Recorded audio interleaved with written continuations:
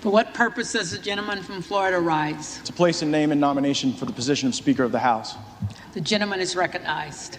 My friends, when Donald Trump was president, taxes were cut, regulations were slashed, energy was abundant, wages were rising, capital was returning from overseas to fund the dreams and ambitions of our fellow Americans, and the economy was roaring.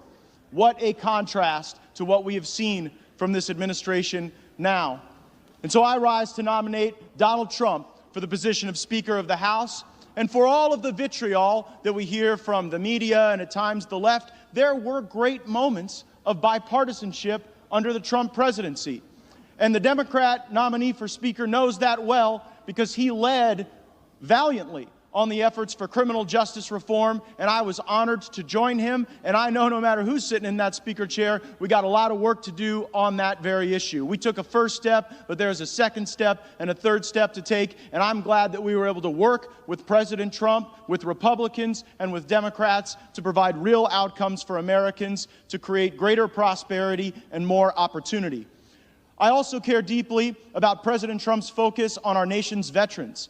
It seemed for far too long on the campaign trail, veterans were disregarded, forgotten about. When we would get elected to office, their issues would not always rise and get center stage, but we were able to pass veterans accountability measures. We were able to actually get people fired at the VA who weren't doing their job. What a great thing that would be to extend and continue to nourish. President Trump oriented our views on trade so that we actually put the American people first, not foreign interests abroad or special interests here at home. President Trump knew that we had to confront China, that China had already engaged in a trade war against us, but it was a war that we were surrendering, and so we started to fight back. He stood with our farmers, and on foreign policy, we stopped trying to find a new Jeffersonian democracy to build out of sand and blood and Arab militias in the Middle East. Matter of fact, President Trump, I believe, is the first president in my lifetime that didn't start any new wars. This is an issue that I know unites some elements of the right and left for the benefit of our communities.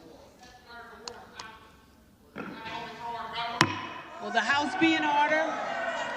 This government for far too long has been deeply corrupt. This town has been deeply corrupt. The way people get leadership positions and chairmanships and opportunities to be able to morally preen has been by accepting lobbyist and special interest money and redistributing that money as currency for favors. And that is not a criticism of either political party. It is a criticism of what we have allowed to happen in this place. And if we just go next man up on our side of the aisle, we will reify that corrupt system and we will abandon the people who are expecting us to fight for them. I have heard from my colleagues about all the important work we have to do, and it is my sincere fear that if we were to allow Mr. McCarthy to assume the speakership, that would not get done, that it would be business as usual, and the very same things that have paralyzed progress for both parties would continue to shackle us to never-ending failure. We can be better than that. We can raise our gaze indeed.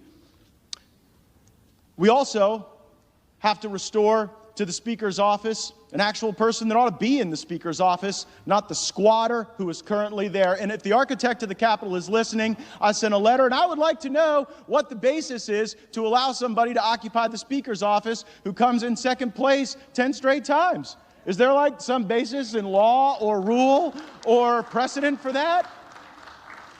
And so I nominate President Trump because we must make our country great again, and he can start by making the House of Representatives great again.